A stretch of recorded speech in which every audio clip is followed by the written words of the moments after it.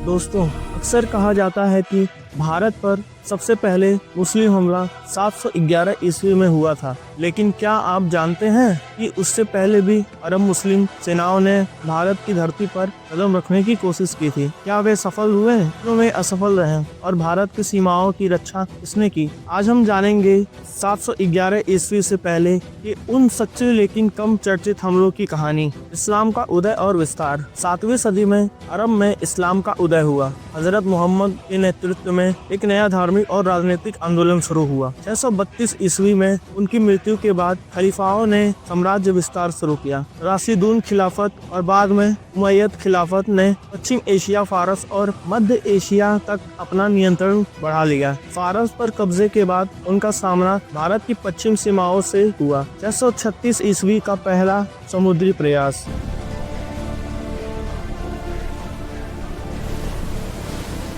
इतिहासकारों के अनुसार लगभग 636 से 637 ईस्वी में अरबों ने समुद्री मार्गों से भारत के पश्चिम तट थाना वर्तमान महाराष्ट्र क्षेत्र पर हमला किया, लेकिन यह हमला असफल रहा। स्थानीय भारतीय शासकों और समुद्री सुरक्षा के कारण वे आगे नहीं बढ़ पाए। यह भारत की धरती पर पहला दर्ज मुस्लिम सैन्य प्रयास माना जाता है। मकरान और सिंध की ओर प्रयास।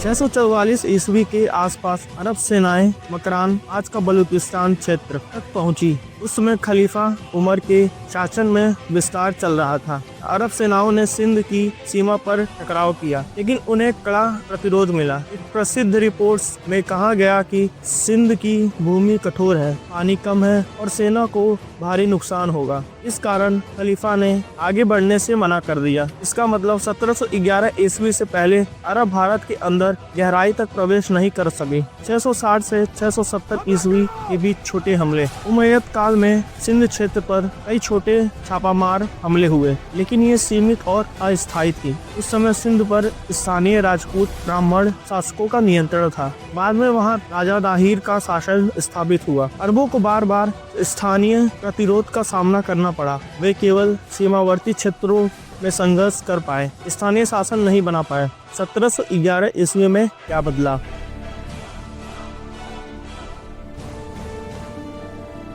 उमय्यद शासन के दौरान इराक के गवर्नर हज्जाज बिन यूसुफ ने सिंध पर बड़ा अभियान भेजा। उस सेना का नेतृत्व किया मोहम्मद बिन कासिम ने। 1712 ईस्वी में सिंध पर कब्जा हुए और पहली बार भारत में स्थायी मुस्लिम सत्ता स्थापित हुई। इसीलिए इतिहास में 1711 ईस्वी को पहला सफल और संगठित मुस्लिम आक्रमण माना जाता है। उससे पहले के सभी प्रयास असफल या सीमित थे। भारत पर पहला सफल हमला मुस्लिम आक्रमण 1711 ईस्वी। सेनापति मोहम्मद बिन कासिम। उससे पहले 636 ईस्वी से लेकर 700 ईस्वी तक कई असफल प्रयास। भारत की पश्चिम सीमाओं ने शुरुआती हमलों को रोक दिया। तो दोस्तों, अब आप समझ गए होंगे कि 1711 ईस्वी से पहले भारत पर मुस्लिम सेनाओं के प्रयास हुए थे, लेकिन वे सफल नहीं हुए। अगर आपको इतिहास की ऐसी सच्ची और तथ्यात्मक कहानियां पसंद हैं, तो मेरे चैनल युग स्मृति ज्ञान को सब्सक्राइब करें। जय हिंद, धन्यवाद।